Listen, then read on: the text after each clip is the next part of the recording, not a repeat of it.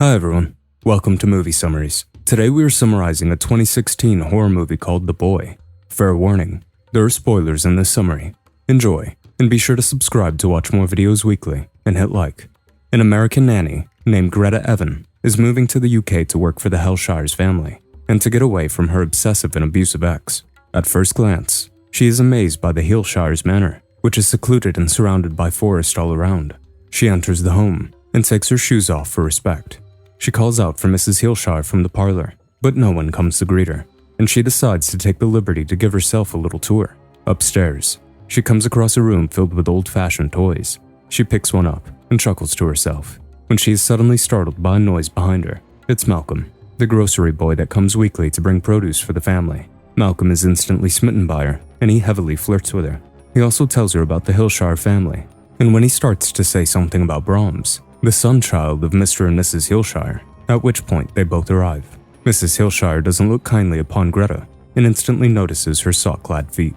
Embarrassed, Greta runs to the front door. However, Greta finds her shoes missing, and Mrs. Hillshire lets it slide, saying Brahms likes to play. Greta puts her other shoes on, and Mrs. Hillshire takes her to meet with Mr. Hillshire.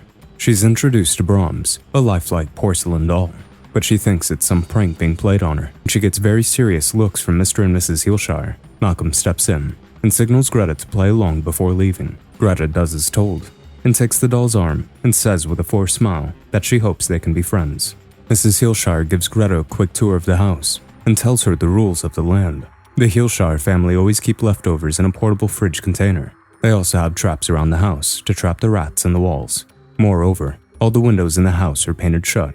In the study, Mrs. Hillshire tells Greta that music is very important to Brahms. While putting on loud operatic music, she also tells Greta that she must wake Brahms up at 7 a.m. every day and change his clothes. After returning to her room, Greta talks to her friend, Sandy, from back home over the phone and explains the extremely creepy situation to her. Sandy empathizes with her, but tells her to stick with it because Greta needs this job. The next day, before leaving for a mini vacation, the couple hands Greta a list of printed rules and schedule of activities to do with Brahms. It includes no guests, not covering Brahms' face, dressing him each morning, never going in the attic, reading him a bedtime story, never leaving him alone, cleaning traps, and kissing him goodnight.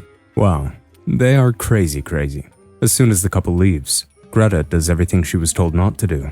She puts Brahms on a chair and tosses a blanket over him.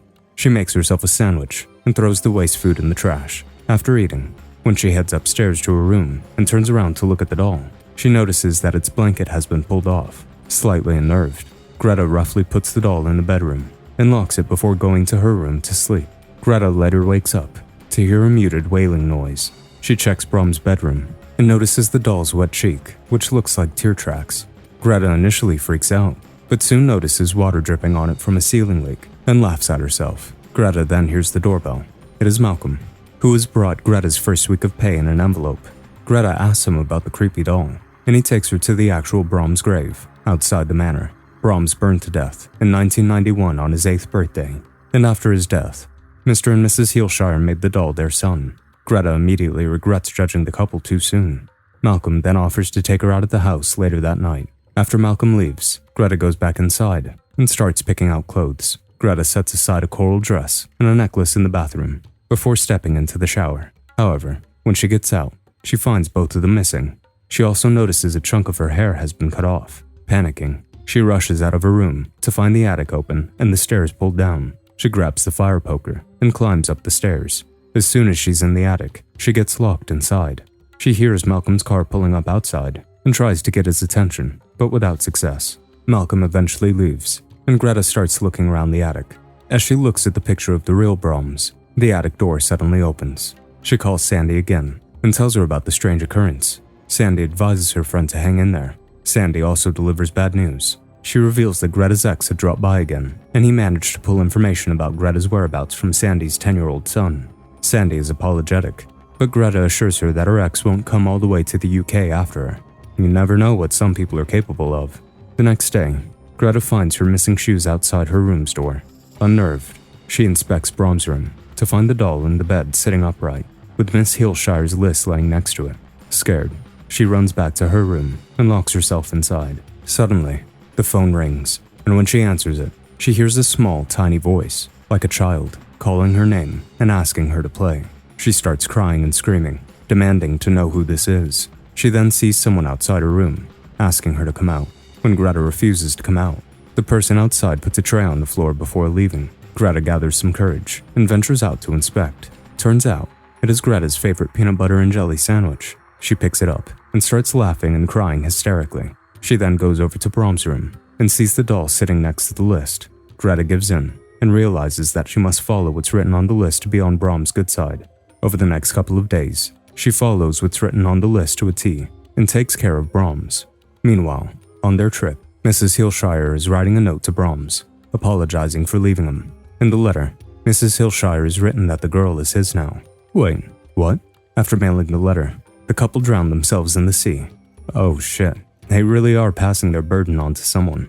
Malcolm comes over earlier than usual to deliver the food and mail to check up on Greta. He notices Greta playing the piano to Brom's, but doesn't think much of it. At the dinner table, he asks her out again, but Greta declines while glancing over at the doll.